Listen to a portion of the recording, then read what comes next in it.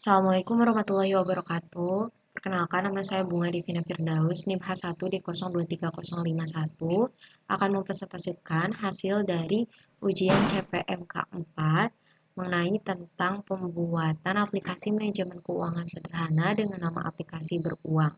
Oke, untuk pertama-tama, ini akan menjelaskan menggunakan framework Ionic dengan layer arsitektur Angular dengan pendekatan komponen service dengan model. Sehingga ada 4 layer utama. Yang pertama itu ada layer pages, di mana ini untuk menampilkan UI, interaksi pengguna seperti klik, scroll, dan yang lainnya. Kayak masuk yang pertama itu untuk home.page.ts. Di sini untuk beranda, di mana akan menampilkan terdapat bar chart, terus pemasukan pengeluaran, dan total pemasukan pengeluaran yang nantinya akan otomatis di bar chartnya. Selanjutnya ada kategori.page.ts. Di sini untuk mengelola kategori, di mana bisa menambahkan kategori baru untuk pemasukan ataupun pengeluarannya. Lalu ada laporan.page.ts. Di sini untuk menampilkan laporan bulanan yang bisa dipilih sesuai dengan kemauan user. Lalu ada tambah transaksi di sini untuk menambahkan transaksi bisa berupa pemasukan atau pengeluaran yang nantinya bisa dipilih juga sesuai dengan kategori yang telah ditentukan. Lalu untuk transaksi sendiri di sini akan menampilkan semua transaksi yang telah dibuat oleh user. Lalu selanjutnya itu ada layer service, di mana ini untuk menjembatani antara database dan juga UI-nya. Lalu ada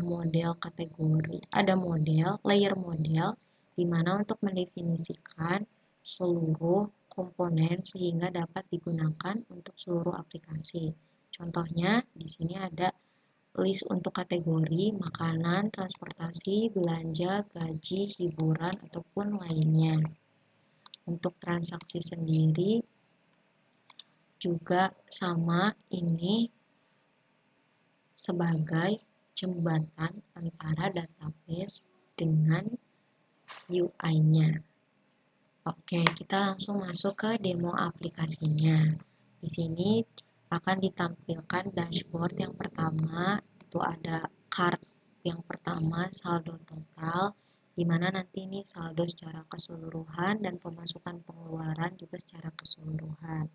Lalu akan ada grafik keuangan, bar chart menggunakan chart JS, di mana nanti ada pemasukan di sebelah kiri dan pengeluaran di sebelah kanan, yang nantinya akan berbeda warna barnya. Lalu di sini ada 4 tombol, ada tambah transaksi, lihat transaksi, kelola kategori, dan laporan. Baik, kita akan coba satu persatu dimulai dari kelola kategori. Di sini kita bisa menambahkan kategori baru. Contohnya skincare. Tinggal klik tambah kategori, nanti akan muncul kategori baru di paling bawah. Kita juga bisa menghapus kategori dengan klik tombol icon sampah di sini, nanti akan otomatis terhapus. Lalu kita bisa coba ke tambah transaksi langsung saja. Misal kita beli facial wash. Di sini kita bisa masukkan nominal kita, contohnya 30.000. Dengan jenis bisa misalnya bisa pemasukan atau pengeluaran. Di sini kita pengeluaran. Lalu pilih kategori, kita pilih kategori skincare. Oke. Lalu nanti ada tombol simpan transaksi. Lalu setelah itu nanti akan ada langsung otomatis terbaca di dashboard sama di barnya.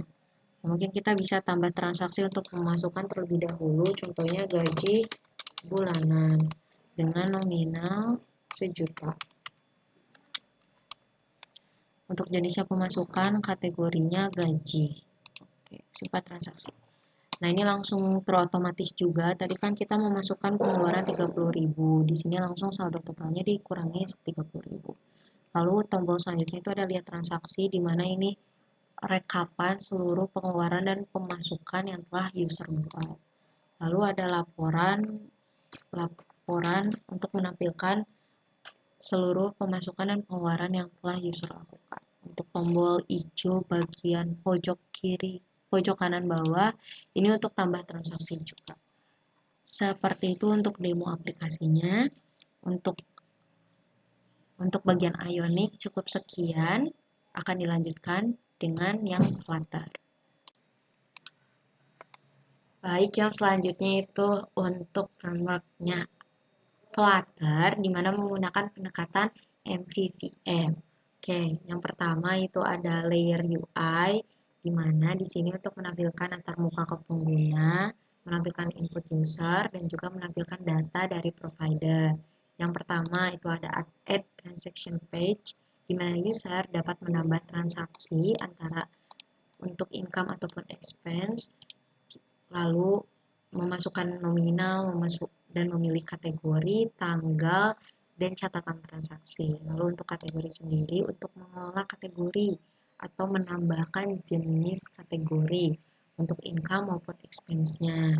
Lalu untuk dashboard page, ini untuk bagian beranda, dan di mana nantinya akan ada pie chart dan juga ada summary-nya. Untuk report page, ini untuk laporan bulanan yang menampilkan secara keseluruhan income dan expense yang telah dilakukan oleh user. Selanjutnya itu ada layer provider, di mana layer ini itu sebagai penjembatan antara database dengan UI. Jadi semua transaksi dan kategori ini diolah di bagian provider. Lanjut itu untuk DB service atau database, di sini menggunakan SQLite yang dimana untuk menyimpan data dari user. Selanjutnya ini ada widget, di mana widget ini yang pertama ada chart widget, menggunakan pie chart yang nanti di dashboard akan ditampilkan dengan perbedaan warna yang mencolok antara pemasukan dan pengeluaran. Lalu untuk summary card, ini juga akan ditampilkan di dalam dashboard yang berupa card tentang saldo bulanan ini secara keseluruhan, begitu pula dengan pemasukan dan pengeluaran yang telah dihitung. Lalu ada transaction tile, di mana ini di bawahnya pie chart itu menampilkan transaksi terbaru antara pengeluaran dan pemasukan juga. Lalu untuk yang terakhir ada tema. Di sini itu untuk mengelola CSS-nya seperti background color dan juga font family. Selanjutnya itu mengenai tentang demo aplikasinya. Selanjutnya ini merupakan tampilan pertama dari aplikasi beruang atau dashboardnya. Yang pertama itu dapat dilihat ada summary card yang menunjukkan pemasukan, pengeluaran dan saldo terkini. Lalu di bawahnya ada chart widget atau menggunakan pie chart, itu menunjukkan tentang pemasukan dan pengeluaran yang berbeda warna. Lalu ada transaksi terbaru, itu menunjukkan transaksi yang terbaru yang digunakan oleh user. Oke, untuk fitur selanjutnya itu ada di pojok kanan atas. Yang pertama itu tentang laporan bulanan, di mana kita bisa memilih untuk bulannya mau November, Desember, dan lain seterusnya. Lalu kita juga bisa memfilter apakah kita ingin melihat laporan pemasukannya saja atau laporan pengeluarannya saja, atau bisa keduanya. Nah, di laporan tersebut ditampilkan pemasukan, pengeluaran, saldo, dan daftar transaksi. Selanjutnya fitur yang kedua itu untuk menambahkan kategori, di mana kita bisa menambahkan kategori untuk income maupun expense-nya. Contohnya kita menambahkan kategori hiburan, untuk jenisnya itu expense. Kita tinggal klik di tombol tambah, lalu akan terotomatis nambah di bagian expense kategori. Kita juga bisa menghapus kategori-kategori ini dengan klik tombol sampah. Contohnya kita hapus untuk jajan. Ini akan otomatis terhapus. Lanjut ke fitur selanjutnya, ada di pojok kanan bawah tombol plus, dimana kita bisa menambahkan transaksi. Untuk keduanya, expense ataupun income, menggunakan button toggle seperti ini. Contohnya kita mau expense, misal 35.000 dengan kategori hiburan, tanggalnya kemarin, catatannya beli Netflix.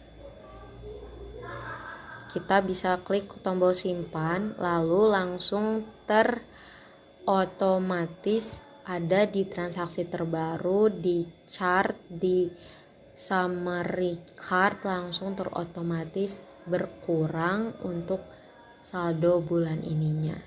Mungkin sekian presentasi dari saya. Terima kasih. Assalamualaikum warahmatullahi wabarakatuh.